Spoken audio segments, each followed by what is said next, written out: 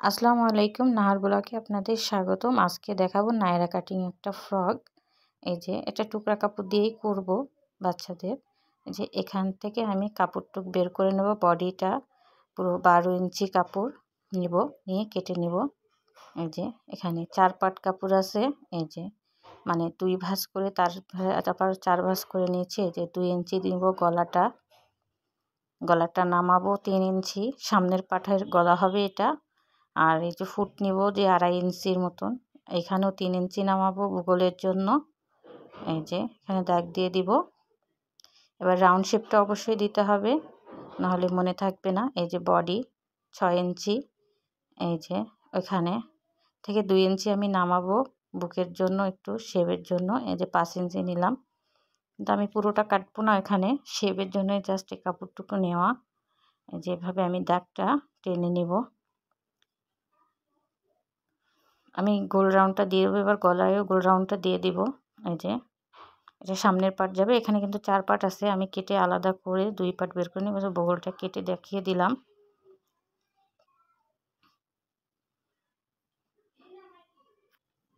এই যে এবার আমি গলায় একটু চিহ্ন দিয়ে এবার আমি পার্টটা আলাদা করে নিব। পিছনের পার্টটা আলাদা করে আমি সামনের বডির সঙ্গে নিচের পাটের কুচি কাপড়টা কেটে নিব। এই যে আমি ভাঁজ করে নিলাম, নিয়ে যেহেতু এটা নায়রা কাটিং জামা হবে, তাই নায়রা কাটিংয়ের জামার একটা শেপ আছে, ওই শেপটা দিয়ে নিব। আমি এখান থেকে 6 ইঞ্চি নামিয়ে নিয়েছি বডির উপর থেকে, মানে গলার উপর থেকে দিয়ে। এবার আমি এখানে একটা এভাবে দাগ দিয়ে নিব। এই দাগটা দিয়ে আমি কেটে নিব ভি আর কি, যা বলে আর কি, ভি স্টাইলের কাটা এটা। যে কেটে নিয়ে আমি কাপড়টা আলাদা করে গলাটাও কেটে নিলাম, যেহেতু আমার 2টা পার্ট। এই যে আমি এখানে 2টা পার্টের কাপড়টা কিন্তু পুরোটাই একটা টুকরা কাপড় ছিল। আমি এখানে একটু এই যে কাপড় বাড়িয়ে নিয়েছি, এটা ডিজাইন করব বলে। সামনের পাটে একটু কুচি বেশি দেবো, এর জন্য একটু কাপড়ও বাড়িয়ে নিয়েছি, আমার ডিজাইনও হয়ে যাবে। এই যে আমি কাপড়টুক বাড়িয়ে নিয়েছি। এই যে এটাও একটু ওই শেপেই কাটতে হবে, সেম ওই পাশ থেকে নামিয়ে দিতে হবে। এই যে কেটে নিয়েছি। এই যে এভাবে ঠিক কুচি বসিয়ে এভাবে এটাই করতে হবে। আপনারা যদি বানানোটা এটা দেখতে চান অবশ্যই বলবেন, আমাকে জানাবেন, আমি দেখিয়ে দিব। এবং অনেক আপুরা ভিডিও দেখেন কিন্তু কেউ কমেন্ট করছেন না, প্লিজ একটু কমেন্ট করবেন। ভিডিওটা দেখে একটু সাবস্ক্রাইব করে কমেন্ট করে যাবেন অবশ্যই। আমি দেখতে পাচ্ছি অনেক আপুরাই দেখেন কিন্তু কেউ কমেন্ট করেন না, অবশ্যই কমেন্ট করবেন।